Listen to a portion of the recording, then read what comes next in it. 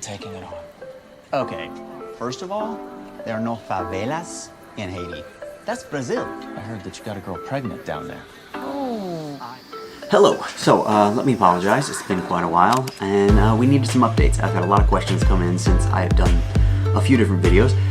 One of the ones that most of you guys have been talking about is auditioning on tape, which I've been doing for years. What was that about? What?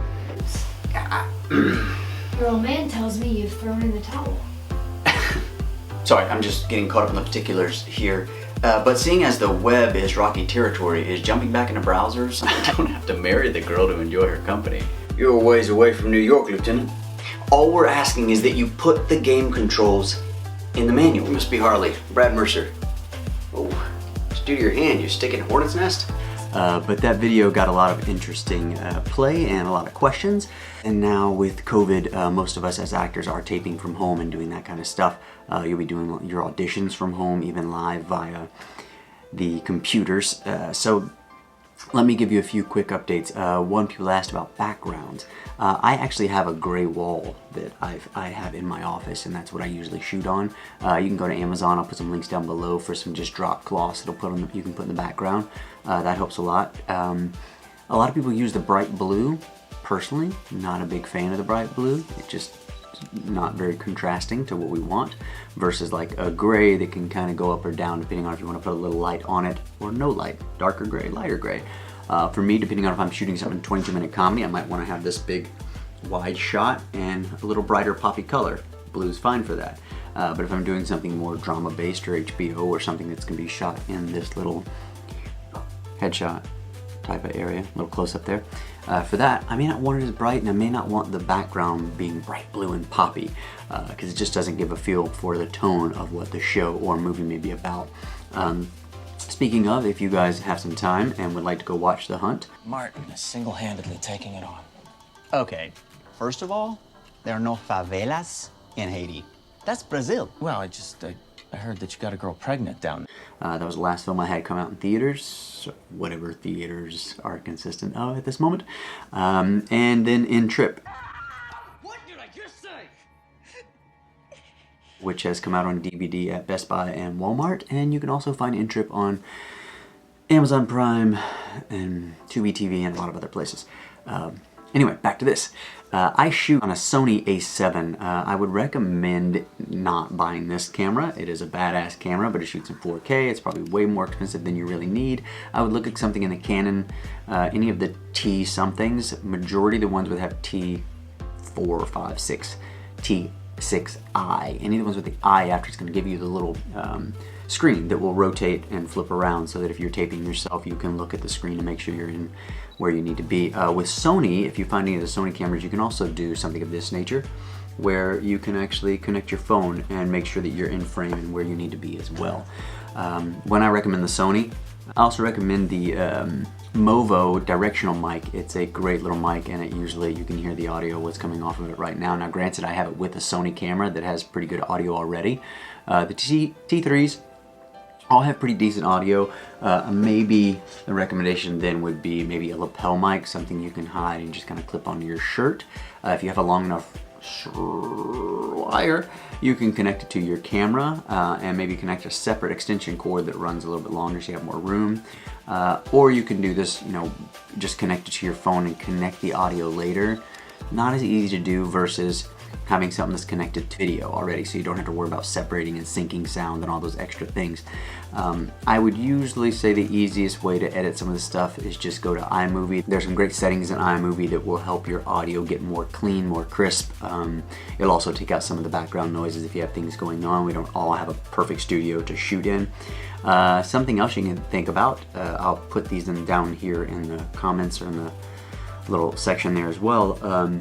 You can get some soundboards in your office or the place where you tape that will suck in some of the sound so stuff won't bounce off the walls.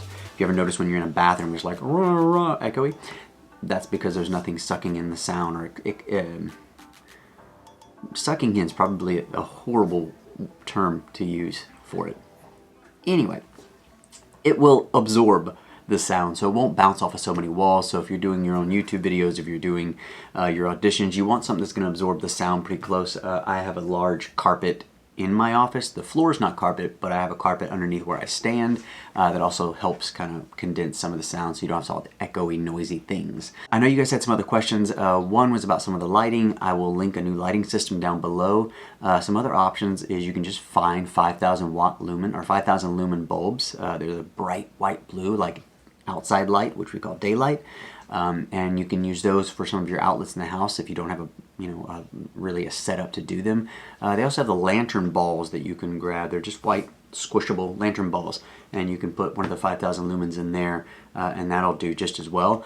Or I'm going to link, which I'll link that as well, but also down below I will link the 3 light system that I normally used and what I had linked in the previous video. Still great if you have the office space. Otherwise the light ball is pretty good because it's not humongous, doesn't take up a lot of space, and you can then put a little light on the back wall so that you're not watching your shadow moving around, because that can be distracting. Another quick tip on auditions while we're here: don't do crazy shirts, don't do something with a whole lot of writing or things of that nature, preferably not any writing whatsoever. We really want these auditions to be about us and focused on us.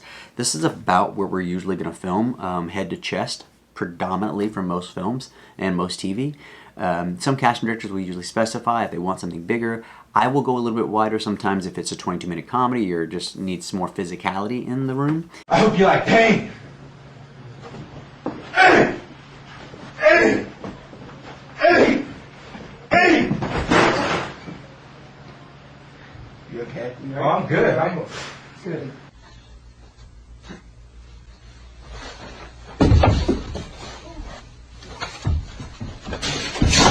And also to keep in mind, this is where our eye lines, and I'm going to do a specific one just on eye lines, but if I'm to the left of camera, because I never look at the camera in my auditions, this is only for like YouTube videos or something that I'm hosting. If I'm talking to someone in a scene, I'm never looking at the camera. I'm always off to the side, either off to the left or off to the right for the other person. If it's 22-minute comedy, I might have a big difference and have them way over here and way over here. If I'm doing something that's drama-based or serious, I may keep it small here and here, just depending on how intense I need to be. I can separate them if need be, but I'm not moving my head a lot. It's just my eyeballs moving, and you're focused in a lot more. You start leaning in to pay attention, versus someone doing this back and forth, and it just gets crazy, and they look over here, and you can't see their face when they turn completely sideways. So think about your head being in a box. This is as far as I can go, and this is as far as I can go. So you get to see me. Anyway, if you guys got some more questions, I'm going to try to get some more videos up soon, so keep asking them and putting them in the comments. The more people that decide to follow, the more videos I will do. I don't know what I'm doing. I have no clue what to do with my hands at this point. Okay, bye. Oh, that was me.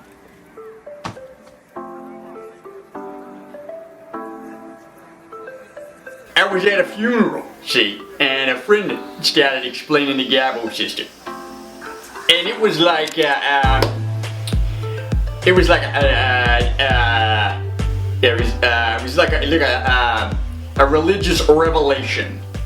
Alright, okay. I was addicted to caffeine, addicted to marijuana, smoked it 2-3 times a week. Hoorah, right? Good for her. But at my lowest point, I put a gun in my mouth, and it's cool. It's all fine, because I'm here to say that from now on, I do not put a gun in my mouth.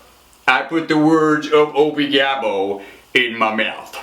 And a few other things, but we won't talk about that in public. Yeah? And now my downline, listen to everything I have to friggin' say. Yeah? Alright. Okay.